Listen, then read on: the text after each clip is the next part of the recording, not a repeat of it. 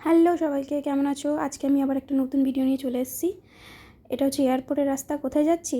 বিরিয়ানি খেতে, because I love biryani. তো আমরা সবাই চলে গেছিলাম বিরিয়ানি খেতে।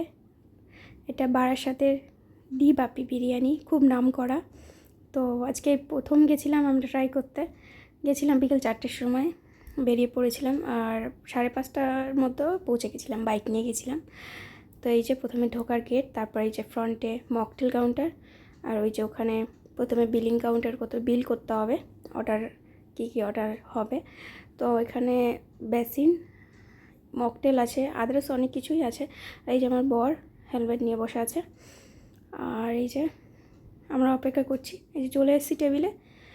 এবার মেনু কার্ড দেখে কী অর্ডার করা যায়। অবভিয়াসলি আমরা বিরিয়ানি অর্ডার করেছিলাম, 4 প্লেট মাটন বিরিয়ানি।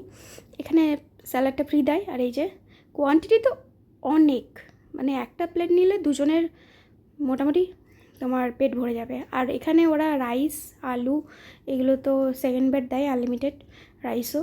কিন্তু আমার মনে হয় আর লাগবে না প্রথমবার নেওয়ার পর। স্যালাডও ফ্রি দেয়। আর মাটনের পিসগুলো ভীষণই ভালো আর ভীষণই বড় সাইজ। তো খুব ভালো ছিল বিরিয়ানিটা, সত্যি কথা বলবো খুব টেস্টি ছিল। তোমরাও যাও। আর এই যে মেনু কার্ড দেখে নাও, অনেক মকটেল ছিল, মাটন চিকেনের কিছু প্রিপারেশন ছিল, আর এই যে বিরিয়ানি।